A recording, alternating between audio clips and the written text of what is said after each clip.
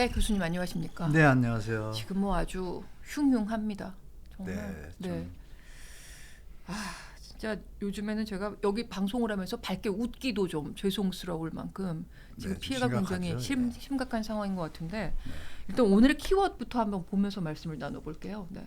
공공매입 조금 전에 말씀드린 어제도 저희가 정철진의 돈에서도 공공매입을 얘기했는데 어제는 정부가 불가하다 이렇게 얘기했던 거를 갖고 왔었고 오늘은 이제 하기로 했는데 강론이 문제다 이런 쪽으로 갖고 와봤습니다.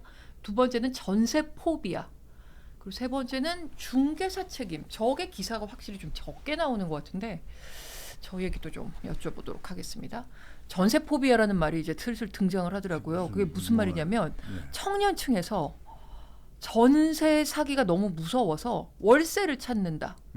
그래서 전세집은 정부에서 하는 공공임대주택이 아니면 아예 쳐다도 보지 않겠다. 이런 얘기가 나오기 시작했다고 합니다. 그래서 오피스텔 1분기 월세 비중을 봤더니요. 2020년엔 49.8%였는데 올해는 59.3%로 커졌더라고요. 10%포인트나 커진 걸로 봐서는 이게 이 공포가 혹시 사기당할지 모르는 공포가 번지고 있는 걸로 보이는데 이러면 또 월세 시장이 또 요동치는 건 아닌가 이런 또 걱정도 돼서 이 부분도 제가 이따 한번 좀 여쭤보겠습니다.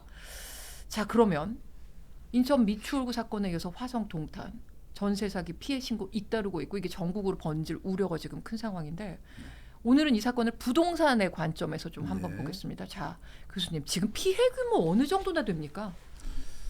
지금 인천 미추홀구가 제가 알기로 한 2,000세대 좀 넘고요. 네. 2,484세대네요. 네. 4세대고 예상 피해액이 2,002억이라고 나왔어요. 미추홀구만. 미추홀구만. 네. 그리고 이제 제가 개인적으로 본 거는 이제 가상 최대 폭으로 말씀드리면 네. 그 모 국회의원이 좀 조사를 해가지고요. 우리가 저 집을 살 때 그 임대 보증금을 끼고 사냐, 자기 돈으로 사냐 이렇게 자금 조달 계획서를 내잖아요. 네네. 그거를 이제 좀 조사를 해가지고 어느 의원이 추측한 게 있어요. 좀 예상치를 뽑았더니 한 8천에서 1만 가구 이렇게 나오고 총 한 2만 5천 가구 이래가지고 최대 1조 몇천억까지 커질 수 있다. 중요한 게 뭐냐면 2020년도죠. 20년도하고 그때 이제 벌써 그 전부터 이제 그런 일이 있었는데요. 네. 일단 전세 보증금 역전세도 나고 뭐 깡통 전세 이런 얘기가 그 전에도 있었는데 2020년도에 이제 또 다시 전세값이 조금 더 뛰었잖아요. 예. 그러면서 이제 매매 가격을 넘어서는 게 좀 많이 나왔죠. 그래서 점점 조금 양이 늘어나고 있어요. 그래서 제가 볼 때는 지금 합하면 2만 5천 금액으로 따지면 한 2주 되는데 그 부분이 다 터질지. 네. 근데 터질 가능성이 너무 높은 거죠. 왜냐하면 동탄도 이번에 터졌는데 그 당시에 이제 집값이 오를 거라고 판단하고 이 사기 행위에다가 집값까지 오르면 진짜 돈을 벌잖아요. 안 오르면 그냥 손 터는 거고 이렇게 네. 피해자가 나오는 건데 그래서 지금 정부가 처음에는 이제 조금 소극적으로 나왔다가 지금 말씀드린 그런 데이터들이 여기저기서 나오기 시작하니까 이게 점점 커지면 좀 진짜 여론이 안 좋아지니까 원희룡 장관이 급하게 지금 아까 말씀하신 내용대로 갔는데요. 네.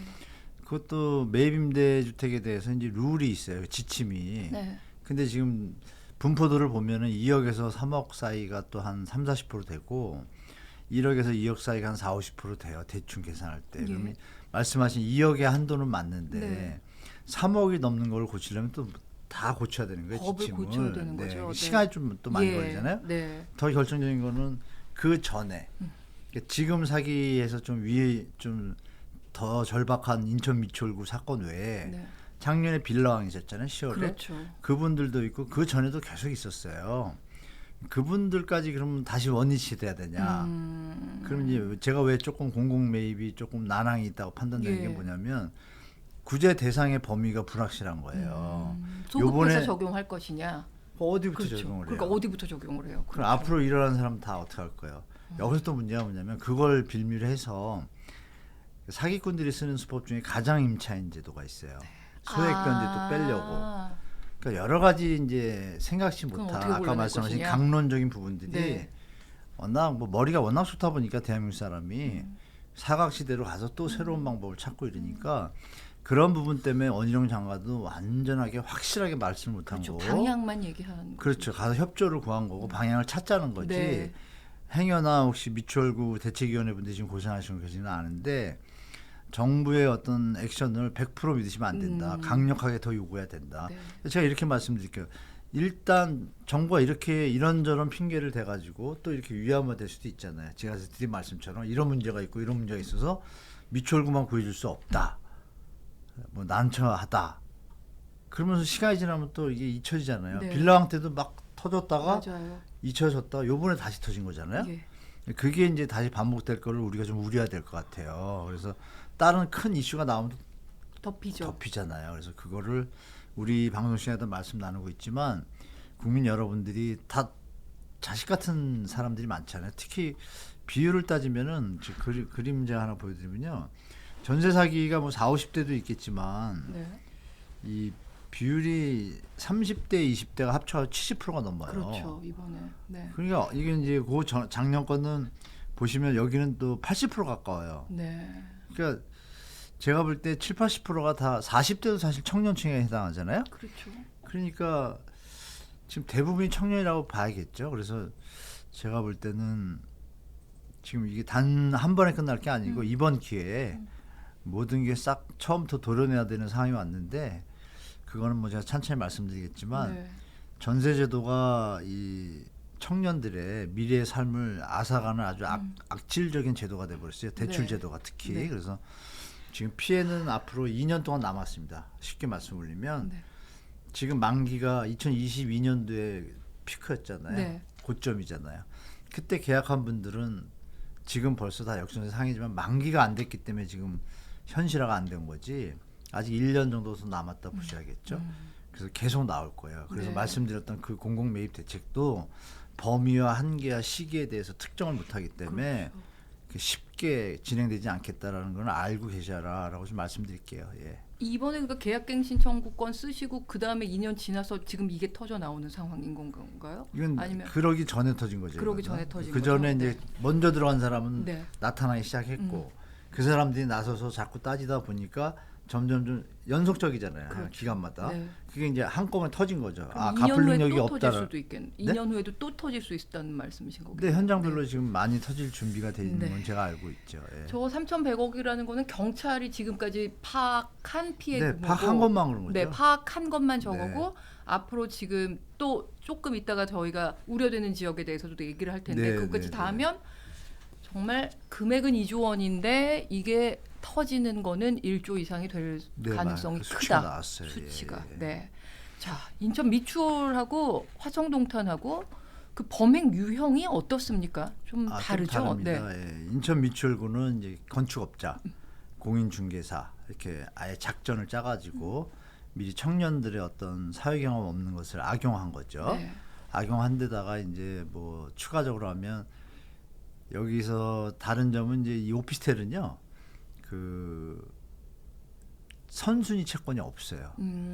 여기는 있는데 네. 근데 여기는 이제 여러 가지 방법을 다 썼잖아요. 뭐 국세도 미납됐으니까 그것도 네. 선순위가 되고 또 근저당 잡은 것들도 또 있고 막 그래요. 여러 개. 근데 이쪽 오피스텔은 그게 아니라 그냥 애초에 전세 보증금이 매매 시세를 좀 거의 육박한 수준으로 놨어요. 네. 났는데 그러면 여러분 생각해 보실 게 아니 어떻게 그 전세를 그렇게 매매 가격이 1억인데 9,500을 들어갈까 네. 이렇게 생각하시잖아요. 간단합니다. 매매는 내가 대출을 받아서 사인을 해야 되는데 대출이 안 되잖아요. 근데 전세 대출은 문턱이 낮은 경우가 있잖아요. 그거를 굳이 쓸 수밖에 없는 입장에 처한 거예요. 젊은이들이. 네. 왜 시장에서 그걸 1억으로 맞춰 놓버리니까. 그리고 전세 대출을 또 정부가 보증을 하고 용인하니까 그 범위에서 움직이는 상황에서 할 수 없이 그 시장에서 벗어날 수가 없는 상황이 된 거죠. 그래서 전세를 들어간 거니까 혹시 뭐 간혹 그러더라고요. 아니 그 젊은 친구들이 그걸 몰라서 당연히 안 들어가야지 이렇게 얘기를 하는데 안 들어갈 수가 없는 환경이 네. 된 게 지금 오피스텔 사건이에요. 일단 전세 대출이 될 거고 대출 받았는데 보증보험도 된대. 다 되는데 역전되면 비잖아요. 네. 그러니까 안 되는 사람은 또 자격이 안 되는 사람은 또 나름 또 다른 대출을 받았을 거고 자기 현금인 사람도 있고. 근데 다행히 선순위가 없어서 전세 확정 일자나 인도를 받았기 때문에 네. 보증금을 우선적으로 받을 수 있는데 매 경매를 붙였을 때 내가 1억 주고 들어갔는데 7천이 나오면 3천이 비잖아요. 비죠. 그 손해를 볼 수밖에 네. 없다. 이건 뭐 쫓겨나고 이런 건 아니고 예, 예. 그나마 좀 다르죠 유형이. 그러니까 여기는 그 법에 이제 사각지된 게 뭐냐면 그 사람들 임대인 부부 있잖아요. 그 사람들은 법에 가서 법정에서 자기들이 항변하기가 좋은 게 있어요. 집값이 오를 걸 대비해서 나는 다 투자를 했다. 근데 그거에 대한 행위가 하나를 갖고 했다라면 누가 와도 인지가 되지만 네. 이렇게 어떻게 보면 200, 교활하고 네. 의도적인 게 보일 때는 그런 걸 처벌할 수 있는 조항이 없어요 법조항이 지금. 그런 부분이 좀 문제가 되는데 이번 기회에 뭐 대책 마련뿐이 아니라 바닥부터 해서 다시 이걸 잡아야 되는데 네. 과연 거기까지 정치인들이 선거에만 지금 신경 쓰지 그걸 끄집어내려면 국민들 여론이 계속 지금 얘기해 줘야 된다 이렇게 좀 말씀드릴게요. 지금 말씀하신 것처럼 이 사태의 핵심 인물 원인 제공자들은 임대인들 아닙니까? 그렇죠? 아니면 네, 이렇게 임대인이라고 보시는데 저는 좀 뻘쭘한 얘기지만 저는 정부라고 봐요. 그러십니까? 네, 우리가 크게 보면 네, 그렇죠. 그 갭 투자라는 얘기가 나왔을 때부터 뭔가 언젠가는 이게 문제가 생길 것이다라고 우려를 많이 했는데 제가 그림 하나 네. 보여드리면 이해되실 네네. 텐데요. 요거 그림인데 보여주시겠어요? 네.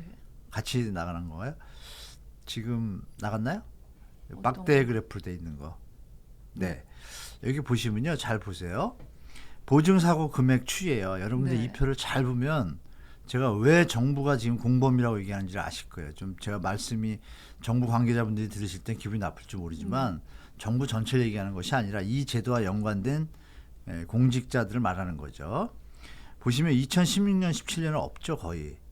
예. 금액이 34억, 74억이에요. 드물어요. 그런데 이게 전세보증보험 제도가 공격적이면서 확대된 것이 언제냐면 2018년이군요. 2015년입니다. 네. 그러니까 2년 뒤부터 문제가 터지는 그렇죠. 거예요. 15년이니까요. 네네. 18년부터 하나씩 액수가 갑자기 네. 늘어나죠. 네. 이게 뭐냐면 1억짜리 빌라를 그 당시에 1억짜리 빌라를 졌는데 전세 대출 범위를 1억 5천까지 가능하게 하면 어떤 일이 벌어질까요? 시세가 2억이 돼야 1억 5천이 맞잖아요. 그렇죠. 만들어지죠. 그러면 가짜 거래 하나 하면 2억이 되잖아요. 여기서 무슨 문제가 나오냐면 이게까지 드려도 되나 이게 조금 민감하긴 하지만 그러니까 말 조심을 해야 돼가지고 요즘. 네. 이번에 대책위원회에서도 하는 말씀 중에 그런 게 있었어요. 금융기관도 공조한 어떤 정황을 자기들이 찾았다 이런 얘기를 하잖아요. 근데 저는 정황이 아니라 그 전부터 좀 들려온 얘기로 드리면, 자 우리 지점장이나 부지점장님이 지점장 되려면 뭘 잘해야 될까요? 영업을 잘해야 되겠죠. 그렇죠. 네, 영업이죠. 실적을 올려야죠. 네, 맞아요. 네. 그러면 그 금융기관의 실적은 뭔가요? 이문을 남기는 거죠. 그러니까 남기는 대출 건데 이자라든가. 대출이죠. 네. 대출이죠. 간단하죠. 네. 대출을 늘려야 되는데 정부가 전세보증금 대출을 해준다는 거예요. 보증을. 보증을. 네. 보증을. 만약에 지점이 대출을 해주는데 사고가 나면 겁나니까 못 하잖아요. 네. 그런데 이거에 대해서 정부가 보증을 해주는데 사고가 나면 돈 준다고. 네. 얼마 신이 났겠어요. 지금 말씀드린 1억짜리 집이 1억 5천짜리 그 기준이 KB 시세를 따라야 또. 예. 그러니까 KB 시세에 올라가려면 매매된 등록이 있어야 될 거 아니에요. 그럼 만약에 어느 지역에 지금 미추홀구처럼 1억이 시세였는데 갑자기 2억짜리 5개를 찍었어요. 계약을. 그럼 어떤 일이 벌어지죠? 금액이 올라가죠. 그러면 전체 시세가. 2억이 되잖아요. 그러면 대출 보증금 한도가 올라가잖아요. 그렇죠. 그럼 대출 뭐라고 표현해야 될까요? 대출의 액수도 늘어나잖아요. 그렇죠. 부지점장 가능한 입장에서. 대출, 한도가 늘어나죠. 네. 부지점장이면 어떤 일이 벌어질까요? 열심히 집값 올리는데 동조할 수도 그럴 있죠. 수 있죠. 뭐 이게 제가 죄송합니다. 잠시 제가 네. 특정을 안 해서 그런데 그러면 벌써 말씀을 드린 것처럼 그러네. 내가 부지점장이라도 저 집값이 2억짜리인데 만약에 3억짜리가 하나 나왔다. 그럼 정부가 만약 2억 5천까지 대출이 가능한 제품이 있으면 다 팔면 그거 되잖아요. 팔고 싶어지죠. 100% 네. 안전한 상품이잖아요. 그러니까 여기에 지금 연루된 게 뭐예요? 업자도 있고 네. 금융기관도 있고 거기에 또 감정평가사도 있겠죠. 그러면 할 때 그렇죠. 간평을 한번 넣어요. 서류를. 네. 간평사가 볼 때 가짜 그런지 아닌지 냉정해 보면 알 수도 있겠죠. 그죠? 옆 동네가 더 좋은 동네가 그렇죠. 전철역이 더 가까운데 2억이면 더 여기가 싸고. 3억이면 안 되잖아요. 안 되죠. 그 무시하고 쓴다 이거예요. 그걸 누가 감시하죠? 감시할 사람이 없어요. 없으니까 이게 판이 도는 거예요. 그러면 그 상황에서 어떻게 돼요? 1억짜리 집이 9천이면 전세 충분하던 것이 그냥 1억 5천이 자동으로 예. 되잖아요. 네. 돈이 모자란 이 사람들은 결국 대출을 받잖아요. 근데 이제 대출을 안 받은 미추홀구에 이런 분들 중에 현금으로 하신 분도 있어. 예. 덤태기를 손해를 보는 거예요. 그렇죠. 이게 아주 악질적인 제도인 거예요. 제가 볼 때. 전세 그래서 보증보험 제가 그래서 네. 이게 말로는 국민을 위하는 제도라고 하지만 자 그렇게 되면 어떻게 돼요? 집값이 올라가잖아요. 그렇죠. 그 전세 대출 이자 싼 맛에 좀 들어갔는데 5년 뒤에 보니까 집값은 더 올라 있어. 그럼 내가 여기서 아끼고 이게 무슨 의미가 있어요? 이거를 제가 대충 말씀드려도 이해가 되시잖아요. 예, 예. 그러면 제가 초보 기자님이 전화 오셨는데 오늘 전화가 많이 왔어요. 이것 음. 때문에 초보 기자님인데 그래서 제가 아직 저기 말씀드리면 이해되시겠어요? 얘기를 하니까요. 바로 이해하세요. 네. 그럼 우리 시청자분도 다 이해하실 거 아니에요? 네. 그러면 정치하시는 분들 다 이해하실 거 아니에요? 똑똑하신 검사님도 다 이해하실 거 아니에요? 그럼 얘기 끝났잖아요. 그러면 전세 지금 보증보험. 전세 대출에 네. 대한 문제 그런 문제를 밑바닥부터 다시 네. 이게 과연 국민들한테 유리한 제도인지 도와주는 제도인지 장기적으로 봤을 때는 이게 금융기관만 도와주고 국민한테는 해가 되는 제도인지를 바닥부터 다시 파야 될 때가 온 거죠. 네. 네. 알겠습니다. 아까 그 임대인 처벌은 할 수 있는 조항이 없다 그러셨었잖아요. 근데 의도가 네. 개인적인 거래잖아요. 네. 사기치려고 한 게 아니잖아요. 그러면 이 부부 같은 경우는 네. 자기가 개인적인 거래를 하다가 집값이 떨어져서 파산했다 이렇게 항변하면 처벌을 안 받을 수도 있겠네요. 올라갔다고 생각해 보세요. 그러니까요. 그 그렇죠. 논리 때문에 항변할 상황이 생기니까 그 빈틈을 이용해서 그 짓을 한 거죠. 쉽게 말하면. 그럼 미추홀 같은 경우는 거기는 조직범죄로 처벌을 할 수 있는 겁니까? 그 여러분 기억나시면 거기 옛날에 남씨인가요? 그분이 네. 남씨예요? 저기 빌라왕도 네, 남씨인가? 네, 네. 뭐 그분들 보면 어떻게 그래서 봐가지고 보면 인터뷰하거나 이렇게 기자분들이 쫓아가면 보세요. 솔직히 부끄러운 일이잖아요. 네. 그럼 범죄 지은 분들이 좀 자기가 느끼면 일이잖아요. 그 사람들 보셨을 거예요. 튜브에서. 뻣뻣하게 그냥 가잖아요. 이렇게 툴툴대고. 그게 왜 그런지 아세요? 지금 말씀드린 그 경제사범일 뿐이지 빚어진 게 민사 부분이고 네. 돈의 문제지 의도적이라는 걸 밝혀야 사기죄가 되잖아요. 근데 지금 아까 말씀드린 논리처럼 내가 사업을 시세를 하다가 따라간 잘못됐다. 거니까. 네. 이 논리를 그런 변호사들이 있잖아요. 정관예우 또 여기다 돈을 뒤에 만약에 돈을 100억을 숨겨놨어도 여기다 20억 퍼부면 우리나라 지금 아시잖아요. 그걸 알기 때문에 그렇게 뻣뻣한 거예요. 네. 왜 만약에 자기가 이런 거에 대해서 좀 죄의식을 느끼고 법에서도 검사나 변호사를 썼을 때 잘 구제받을 길이 없다라고 판단되면 뻣뻣할까요? 자기 형을 줄이기 위해서라도 막 그렇죠. 읍수하고 막 이럴 텐데 그렇죠. 그게 없잖아요. 사과하고. 네. 그러니까 이게 우리나라 대한민국 시스템에 좀 문제점을 다 보여주는 게 다 들어있다고 봐요. 네. 저는. 네. 그래도 오늘 다행인 것은 경찰이 범죄단체 조직죄로 엄벌하겠다라고 어쨌든 선언은 했습니다. 말은 그렇게 네, 했죠. 선언은 네, 했습니다. 네. 이게 끝까지 지켜봐야죠. 네, 국가적인 지금 대비극이 벌어지고 있기 때문에 저희가 좀 네. 끝까지 이 나쁜 임대인들이 어떻게 되는지 살펴보겠습니다. 만약에 네. 위험하다는 걸 알고 이번에 공인중개사들이 이제 개입된 경우도 좀 꽤 있었는데 맞아요. 위험하다는 거 알고 있었던 이 공인중개사 그런데도 계약을 진행했다면 이 공인중개사도 처벌 가능합니까? 현재는 완전히 공모하지 않는 이상 처벌 조항이 없어요. 그러니까 이것도 큰일이네요. 저는 개인적으로 한 5, 6년 전부터 혼자서 딴 데서 말씀 많이 드렸는데 네. 생각해보세요. 공인중개사가 뭐예요? 국민의 주거 안정과 안전한 투명한 거래를 위해서 자격을 국가에서 갖춘 자격증을 거죠. 준 거잖아요. 그분들은 초등학생이 딸 수 있나요? 안 아니잖아요. 되죠. 네. 사회생활 어느 정도 하고 그 공부를 해서 기본적인 내용들을 다 숙지한 상태에서 공인중개사를 차렸잖아요. 그럼 예. 그걸 믿고 우리 청년들과 이분들이 계약을 한 거 아니에요. 근데 일이 터졌잖아요. 자유롭습니까? 상식적으로 우리가 아니잖아요. 그러면 그걸 처벌할 법이 없다는 건 뭐가 문제가 있는 거죠. 결론적으로 그걸 알고 이 청년을 내가 이 집에 소개시켜줬을 때 이 상습범들 말고요. 예. 일반 공인중개사도 이걸 알아.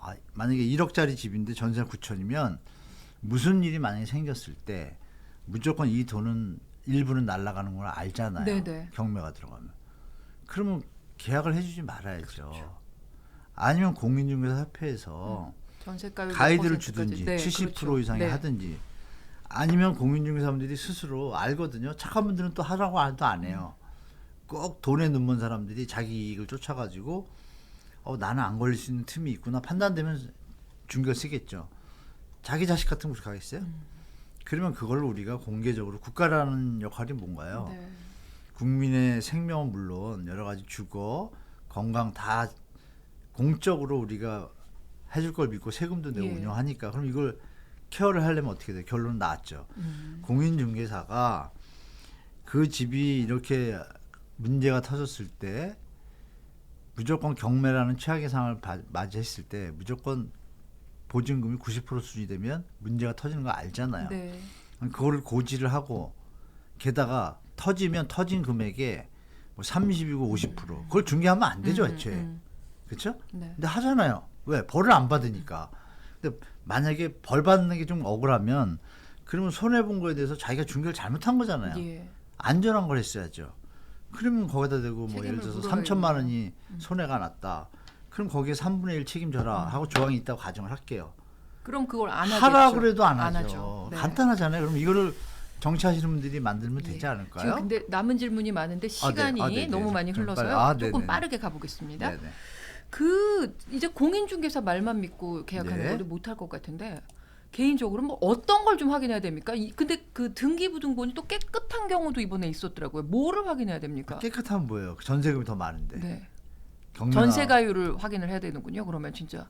이거는 제가 그러면. 솔직히 말씀드리면 지금 제가 이 방송에서 뭐 유튜브 많거든요. 제 거 말고 여러 군데 네. 정리되는 것들이 있어요. 네네. 근데 그걸 다 보시려도 예. 머리도 아플 텐데 이거는 알려드려도 그 당할 수밖에 없어요. 네. 그래서 결론적으로 말씀드리면 공인중개사의 그 매뉴얼이 생기면 끝나요. 딱 이럴 때만 중개를 하라라고 하면 끝나요. 네. 이런 부분까지 그래서 공인중개사 제도를 둔 거 아니에요? 그렇죠. 그 얘기 그러니까 됐죠. 공인이죠. 공인. 네, 그럼요. 공인중개사죠. 공인회계사 네. 국가에서 공인한 예. 거잖아요. 그러니까 이 부분은 우리가 지금 알아가지고 대비할 게 아니라 네. 국가에서 공적으로 자격을 준 공인중개사를 교육을 더 시키든지 네. 룰을 정확하게 만들면 해결될 문제라고 좀 말씀드릴게요. 예. 근데 이번에 전세 사기에 활용된 그 주택들을 보니까 네. 대부분 신축 빌라나 다세대 주택 그리고 수도권. 이거 이유가 있습니까? 일단은 도심지보다 가격이 저렴하잖아요. 예. 그러니까 당연히 젊은 층이나 서민층에서는 그쪽으로 갈 수밖에 없는 것이고 그 와중에 다 누구나 집의 어떤 그 쾌적성에 대한 뭐 욕구는 다 있으니까 이왕이면 신축을 하고 싶잖아요. 예. 그 신축이라는 것 때문에 뒤에 이면에 이런 사고가 터질 거를 스스로 위안하면서 그냥 가는 거죠. 물론 이제 혹자들은 왜 그걸 알면서도 그렇게 했냐 하는 것도 맞아요, 맞기는. 본인들도 좀 주의를 했어야죠. 보증금이 너무 과다하다 싶으면 자기 눈높이를 낮췄더라면 이런 일이 물론 이미 벌어졌잖아요. 근데 지금 그게 이제 전세 대출이 결국은 독인 거예요. 그게 없었더라면 그 정도까지 눈높이를 높일 필요도 없이 금액 자체가 안정적이고 시장에 균형적인 가격이 됐을 텐데 일이 터지고 나면 어떻게 만약에 1억인데 2억으로 업이 됐어요. 시세가. 그 상태에서 보증금이 2억일 거 아니에요. 뭐 1억 8천이나. 네. 사고가 터지면 벌써 5, 6천 뭐 날라가잖아요. 채권이 예. 이런 것들. 근데 만약에 그것을 애초에 대출이었으면 1억에서 2억이 펌핑이 안 됐을 안 거고 됐죠. 네. 1억이었다고 하면 그 손해는 극히 줄잖아요. 그러니까 원천적인 걸 고쳐야 되는데 지금 뭐 매입해서 살려준다 이런 것들은 제가 볼 때는 너무 사후 약방문인 거예요. 그리고 이거 근본적인 해결도 안 되고 그래서 저는 제가 뭐 다른 방송에 나오는 전문가들처럼 뭐 등기부는 걸 이렇게 보세요. 이건 네, 아무 의미가 네. 없다는 걸 예, 너무 예, 알기 때문에 저는 그냥 이렇게 말씀드릴게요. 예, 알겠습니다. 근데 지금 집단 전세 아까 우리가 초반에도 조금 얘기를 해봤지만 네네. 공교롭게도 2년 전 전세 매물이 쏟아지는 딱 이 시점에 이 사건이 터졌습니다. 이것도 그렇죠. 이유가 있습니까? 근데 임대 만기와 그 타임이 맞거든요. 예. 그리고 전세 대출에 대해서 또 걱정되는 게요. 요번 정부도 또 전세 대출 확대했어요. 청년을. 네. 2억에서 뭐 3억, 1억짜리까지 했다가 2억으로 확대됐거든요. 그러면 전세 보증금은 기본으로 2억 깔고 가잖아요. 네. 그럼 이게 길어질 수도 있는 거예요. 뒤에까지. 그걸 자꾸 대출해줘요. 그렇죠. 집값 펌핑하는데. 그래서 지금 계산상으로는 2024년을 보고 있었는데 올해 또 갑자기 전세 보증. 초에 네. 3월에요. 조용히 소리 없이 또 2억으로 올렸잖아요. 네. 발표는 했고. 네. 그러면 또 더 한 단계 밑에 동네 가면 또 다시 신축을 지면 또 2억이 되잖아요. 대출이 되니까. 그 대출이 되면 거기서 대출은 안 되냐면 그 동네 살던 옆 사람들은 신축이니까 자기 돈에다 조금 뭐 전세보증 대출 말고 딴 대출 받아서 갈 수도 있잖아요. 그러니까 이게 섞이다 보면 이쪽 분들은 손해 볼 수가 있겠죠. 네. 그나마 여기는 지금 제도가 좀 보완돼 가지고 체크하고서 들어가니까 좀 사고율이 적어지겠지만 그러니까 이건 이어지는 거예요. 그러니까 애초에 전세 대출을 일단 줄이는 막아야 방향으로 되네요. 가면서 네. 나머지 대책들이 붙어줘야 이게 정상적으로 마무리된다고 봅니다. 근데 이 대형 전세 사기 사건이 네. 부동산 시장에 주는 영향도 있습니까? 네. 지금 아까 초도에 말씀 주셨잖아요. 네. 자꾸 사고가 나니까 이거 좀 시장이 좀 이상하다. 이게 네. 제도가 완비되기 전까지는 그러면 나도 모르니까 내용을 잘 모르니까 저처럼 알면은 여기는 안전하니까 그냥 예. 갈 텐데 예. 잘 모르시니까 힘드니까 그냥 월세 사는 게 마음이 편할 수 있잖아요. 그래서 지금 월세가 늘어나는 거예요. 그러니까요. 믿음이 안 가니까 요즘 젊은이들이 공유사를 하시면요 매뉴얼이 많잖아요. 뭐 주인인지 확인해라 이러니까 묻지도 따지도 않고 주인 맞으세요? 예전에는 지금 이제 화가 나는 거예요. 젊은 세대들이 공인중개사 말만 믿고 했더니 사고가 터지잖아요. 그러니까 주인 신분증 안 가져오면 주세요. 그 자리에 사다 보니까 요즘은 앉은 자리에서 전세 계약이 깨지는 경우가 있대요. 왜? 그 주인은 옛날 인지를 못 잊어가지고 그분은 그런 분이 아니를 할지라도 소비자 입장에서 그런 사람이 아닌지 모르잖아요. 그렇죠. 근데 그 주인한테 갑자기 뭐 가져와라 확인한단 말이니까 안 나 뭐 이렇게 깐깐하게 옛날 보내, 그 안 해. 막, 갑의 네, 어떤 그렇죠. 모습을 보인다. 그래서 요새 현장에서 깨지는 일이 꽤 나온대요. 그러니까 이게 뭐냐면 월세로 가겠다는 얘기죠. 점점 네. 왜 부담하니까. 그래서 지금 월세 비중이 올봄하고 가을까지 좀 많이 늘어날 것 같아요. 제가 볼 때 순간적으로. 근데 이게 게다가 지금 또 불안한 게 네. 이번으로만 끝나지 않고 오늘 이게 부동산원이 임대차 사이렌이라는 자료를 공개했는데 깡통 전세 우려 지역이 전국에 최소 25곳이다. 네. 이렇게 얘기를 했더라고요. 그러면 대전 대덕구는요. 전세가율이 무려 132%였습니다. 전세가 매매가보다 32%나 더 비싼 곳이 있더라고요. 이렇게 되면 어떻게 되는 겁니까? 지금 이렇게 되면. 터질 일만 남은 거죠. 그래서 아까 말씀 주신 공공매입 임대주택 그게 네. 뜻 듣기에는 와 되게 좋을 거 바로 되겠다 싶지만 지금 점점 벌어지잖아요. 예. 이게 지금 측정이 안 되잖아요. 범위나 이런 것들이. 그래서 이게 쉽지 않다고 제가 말씀드려서 지금 이 고통은 아마 당분간 될 것이고 그나마 이제 뭐 공공매입 임대주택을 너무 절박한 동네 좀 이슈화 된 데는 일단 먼저 처리를 해야 될 거 아니에요. 네. 일단 해놓고 뒤에서 처음부터 다시 출발하는 식으로 가야지 네. 그렇다고 손을 놓고 있을 수도 없잖아요. 예, 예. 뭐 그런 좀 어려운 상황입니다. 제가 볼 때. 근데 저는 이 대목에서 가장 궁금한 게 한 교수님이 늘 이제 집값이 더 떨어질 것이다라고 이제 전망을 하시잖아요. 네, 조정될 집- 거라고 보죠. 네. 네. 집값이 더 조정된다면 네. 전세 사기 피해는 어떻게 되는 겁니까? 거기에도 영향이 조금이라도 있습니까? 더 늘어나죠. 더 늘어나죠. 당연히. 떨어지는 게 아니라 정상화 과정이잖아요. 네, 네, 그렇죠. 그러니까 이게 조정되는 보면 거죠. 전세 대출을 정부가 자꾸 보증 쓰는 게 큰 문제가 된다는 게 나오잖아요. 그 거품을 만들었다고 보시는 건 거죠. 그러니까 집값이 오를 때 전세값이 안 받쳐주면 갭 투자 금액이 많으니까 갭 투자자가 줄 거 못하죠. 아니에요. 그렇죠, 그렇죠. 그러니까 다 연쇄적이잖아요. 그럼 정부 전세 대출이 없었다고 가정을 해볼게요. 네. 여기까지 펌핑 안 됐어요. 왜? 그 당시에 전세 가격이 80%일 때, 90%일 때 갭이 작으니까 막 들어오니까 그렇죠. 집값이 뛰고 그렇죠. 뛰어도 다시 전세 대출 또 되니까 저금리니까 이게 맞물렸잖아요. 그러니까 이거는 국가에서 직무유기한 거라고 봐야죠. 네. 솔직히 방주 요번에 돌아가신 분들의 그 뭐라 하죠? 미필적 고의? 네. 자기가 직접 한 건 아니지만 바닥을 들여다보면 거기서 출발해요. 국가가 이거는 국민을 죽인 거라고 저는 심하게 갭 얘기하면. 투자를 할 수 있는 환경을 만들어 놓은 국가의 책임이다. 그렇게 당연하죠. 보시는 거죠. 네. 네. 저는 그렇게 봅니다. 예. 자, 대책을 얘기해 보겠는데 매입 임대주택 제도에 대한 얘기는 뭐 조금 전에 하셨으니까 넘어가고요. 그러면 우선 매수권이라든가 뭐 네. 그런 저리의 대출이라든가 이렇게 낙찰을 받았을 경우에 이런 거는 효과가 있다고 보십니까? 어떻게 보세요? 그러니까 우선 매수권도요. 이게 참 맹점 있는 게 네. 우선 매수권은 지금 현재 공공임대주택하고요. 민간 임대주택 있죠. 건설 임대주택 사업은 있어요. 네. 있고 2015년까지는 그 매입 임대주택, 지금 임대주택 사업한 사람 그 사람들도 우선권 매수권이 있었어요. 근데 그 뒤로 그 법을 또 없앴어요. 박근혜 정부에서. 매입 임대주택 사업을 등록을 안 한 분도 있지만 한 분도 있잖아요. 그걸 또 없애버렸어요. 그래서 우선 매수권이 없는데 네. 다시 만들면 되죠. 만들어도 문제는 또 뭐냐.